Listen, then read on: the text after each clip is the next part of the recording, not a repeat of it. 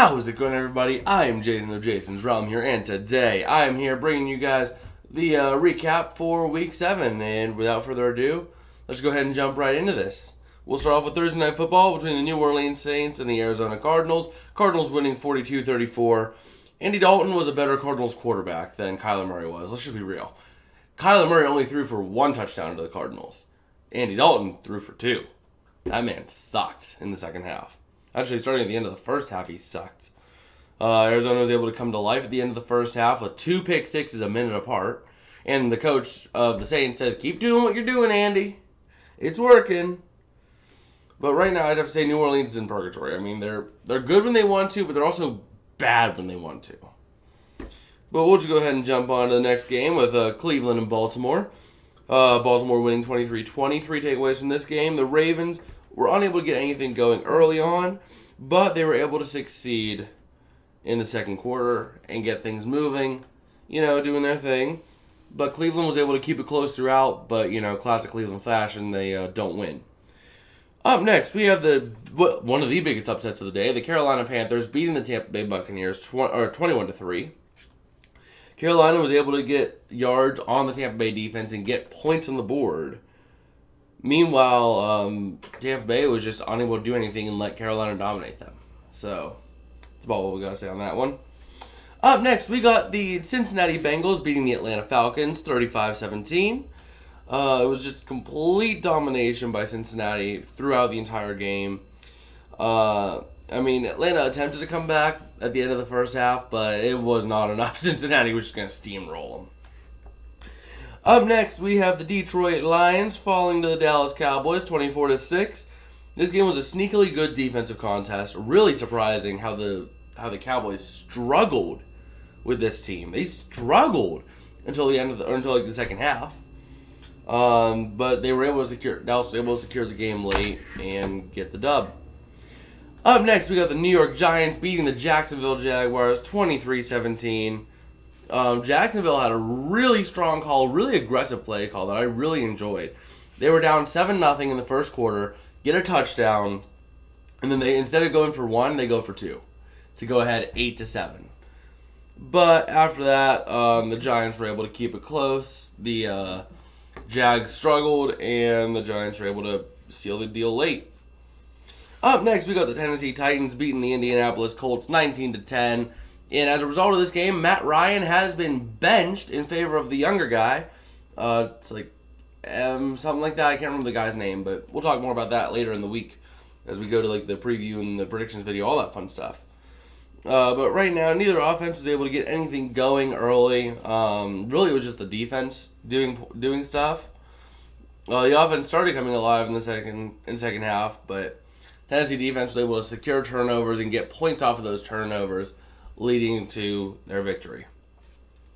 Up next, we got the Washington Commanders beating the Green Bay Packers 23-21. Green Bay was able to get the lead early, but Washington just came back and just dominated after the Packers got the initial lead. Just no matter what they did, the Commanders were able to keep ahead, and the Packers just looking really flat, falling to below 500 for the first time, I think, since 2006 at this point in the season. Up next, we got the New York Jets beating the Denver Broncos 16-9. It was a close contested game throughout, surprisingly. But the Jets were able to come up big when they needed it, and adding James Robinson, if I'm not mistaken, just last night. So that's big. But the Denver was unable to get offense going. Classic Denver this year. They don't have any offense. Up next, we got the Houston Texans falling to the Las Vegas Raiders, 38-20. This game was really close to the first 3 quarters. In fact, Vegas was down, 20-17 at the start of the fourth quarter. But then Vegas just popped off with 21 points in the fourth quarter. I mean, it was a huge finish for Vegas, and they really did well after that. Up next, we got the Seattle Seahawks upsetting the Los Angeles Chargers in big fashion, 37-23. Seattle was able to jump out to an early lead and take charge, and they just grabbed the game and just took it.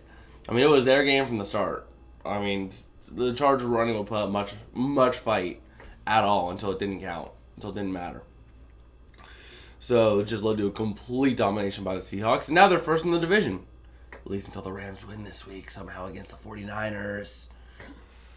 Okay, up next we have the Super Bowl 54 rematch between the Kansas City Chiefs and the San Francisco 49ers. The Chiefs just dominating this game, 44-23. San Fran started out hot, jumping out to a 10-0 lead, but then Kansas City said, hey, we're actually playing a football game. This ain't a scrimmage. Let's just dominate these opponents. And put up 44 points on the board. It was a close game until about the fourth quarter when it really got busted open in the late second half. But they were able to close it when they needed it, and San Fran was unable to come up. They came up short.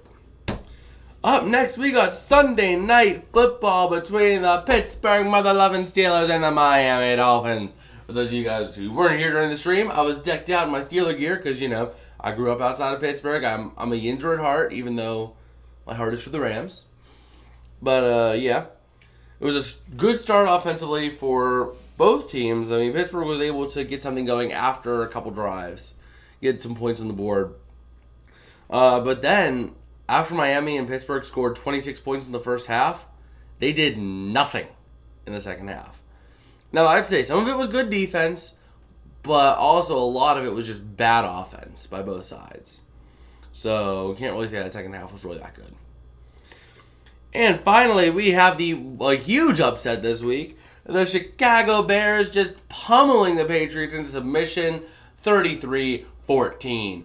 Now, this game started the quarterback controversy here for the Patriots, or just fueled the fire because they benched Mac Jones when he was healthy in favor of Bailey Zappi instead of starting Zappi from the beginning. But it was just a rough game all around for the Patriots. No matter what they did, I mean, they just could not do anything. In Chicago, they were really efficient on their offense, over 66% on third downs. I don't think I've ever seen Chicago do that. I mean, they've been over 60% last night for the first time in years. But anyway, the Bears defense was able to get stops, create turnovers. The offense was able to score points, and the Patriots went out with a whimper. And I guess with that, we don't really have much else to say. Also, if y'all are free tonight, wanting to chill, we're going to be going on the Twitch. I'll be making a community post when we do go live, since we now have access to those, which is awesome. But I'll be making a community post to, just let y'all know we're going to be live on the Twitch tonight. We're going to be streaming some Jackbox. Me, a lot of the team, and some of my friends that are not on the team, we're going to be getting together and just having a fun night, So feel free, check us out there. And, once again, public Discord server will be going live at 200 subscribers. So, smash that subscribe button, smash that like button if y'all are liking what we're doing here. Trying to bring you guys the best football content we possibly can. And, I guess at this point there's not really that much left. So, we'll see you guys later. Peace out and have a good one.